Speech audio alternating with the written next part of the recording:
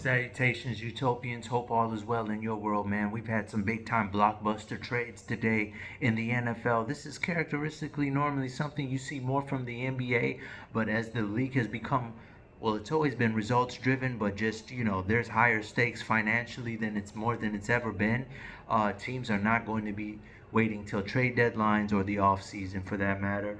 Two on the docket today. We had Amare Cooper going to the Buffalo Bills in exchange for a third round pick and then some late picks that were swapped down the line. Then you had Davante Adams reuniting with his old Green Bay quarterback, signal caller Aaron Rodgers in New York. On a smaller scale, there was Marquez Vantez-Scantling, formerly of the Green Bay Packers as well. There might be a reunion there, or Kansas City, who has been extremely frugal on the trade front, might go out and get active and get him, knowing that they've lost Rashid Rice officially for the remainder of the year. Um, so let's talk about it. First and foremost, let's unpack the Buffalo situation. They had got out to a 3-0 start. Then last night, they played the Jets, who are the other active team today on the trade market. And it kind of makes you scratch your head because, September 25th, Josh Allen goes, "Oh, it's so great to have a team that's not worried about stats and they're, that type of thing." And people raised eyebrows like, wow, out of nowhere, is that a diss to Stephon Diggs? And first and foremost, what I've come to realize in this last week, or at least what's really been brought home, the theme, is that when you got an all pro at wideout, there's just certain things that go with it. Put yourself in a wide receiver shoe. Your job is to, you're at the mercy of a quarterback. You're only as good as they can get you the ball. You got rare guys like Megatron who's they just throw it up there, even though I consider Matthew Stafford a top 10 greatest quarterback of all time. Um, but you got Matthew Stafford. I mean, you got Megatron who just throw it up there. I'll get it. Don't worry about it. Who cares about route running, timing, all that? Just get it up there. Just get it out there, and I'm over there. Problem is like, and then there's guys who, are different. And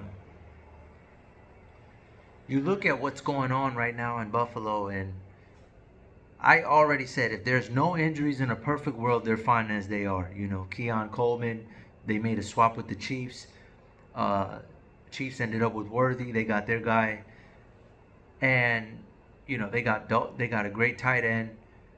Um, Cook, who I thought was going to be an offensive rookie of the year. I don't know why it took them so long to roll him out, but now you can see he's an all-world talent, even though he didn't dress for yesterday's game against the Jets in primetime action due to injury.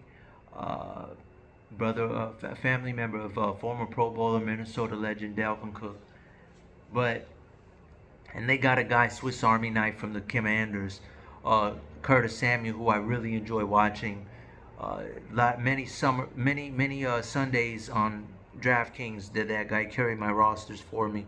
Swiss Army knife, can run, can catch. He was the Debo Samuels before Debo, and was the clear signal that the Buffalo Bills were going to move off Diggs. Obviously, they lost a lot of revenue last year due to the snow in.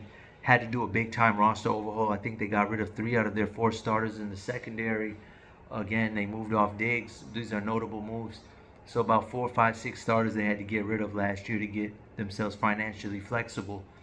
And Amari Cooper, who's been uh, excruciatingly underrated. I mean, this guy is an unbelievable all-pro, does numbers everywhere he goes.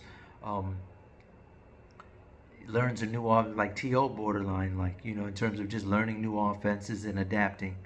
But with that being said, it was just odd that, the comments that, he made, uh, Josh Allen, and, for him to now them see it and be like, oh, we got to get him some weapons. It's just like you go out of your way to make comments on people, make sure you hold up your end of the bargain. And so the clock is ticking with him for me, honestly, in terms of legacy talk. Obviously, you don't got to question it. In this market of quarterbacks, he's up there. He's up there. But when you start saying he's a Mahomes, a Jackson, a Burrows, it's like, all right, bro, like you're not in, you haven't been to the Super Bowl. You get a lot of excuses. Oh, he didn't, he didn't have first. He didn't have the WR1. They got him the W. Oh, they're too pass heavy. Then he can't manage to find them in the, in the playoffs when it mattered the most. And for some reason, that got Stephon Diggs vilified when your job is to catch passes and your quarterback is not looking your way. And so they get Amari Cooper now, paired with the, Keon Coleman. Curtis Samuel moves to the slot now officially. They got a great tight end over there, Dalton, not Dalton, uh, Knox, at tight end. And so they're loaded. They look like a professional offense now and very well balanced. Um, but the expectations of Super Bowl appearance are nothing for me when it comes to Buffalo.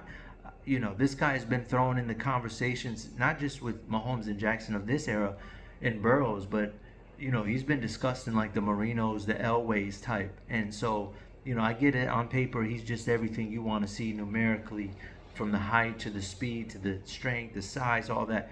But at the end of the day, it's not what's on you, it's what's in you. And we're seeing a lot of reasons why he's not in the Super Bowl.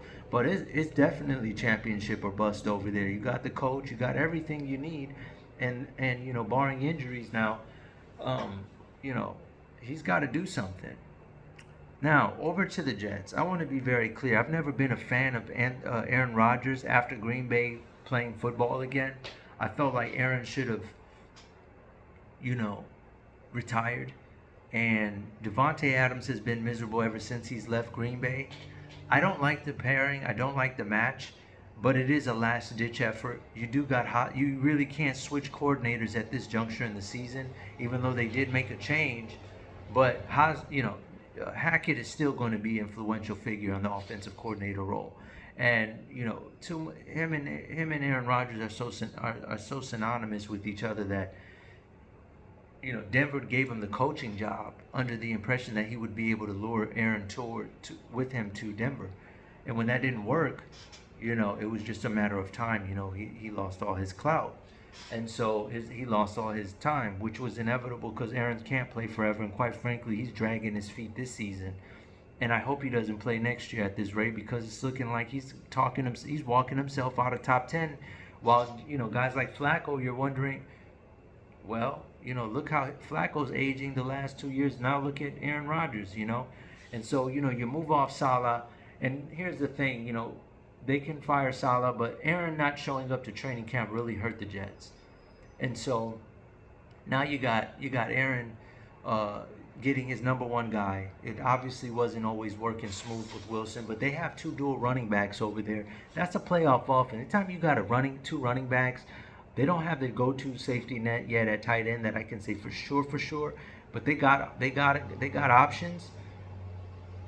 The Jets, you're running out of people to blame over there, and now you got, Lazard looks good, Wilson, you bring in, maybe you get Van Scantling from the Bills who just waived him. Hey, it's one of those situations in the, where the Jets are running out of excuses, and I already knew what time it was when he went to the Jets. It's a headline grab, and that's why I was pushing for, Belichick, because I'm like, well, at least get someone older than him in there to be the face of the lead, of the franchise and the leader. And it would be a great way to close out and shush the doubters because it's kind of difficult to keep winning after you lose Tom Brady, right? Aaron's been on the record saying he wish he had a Bill Belichick. These little nuanced things. Albridge right now is the interim head coach. Not a lot of experience as a head coach. I don't think any at all.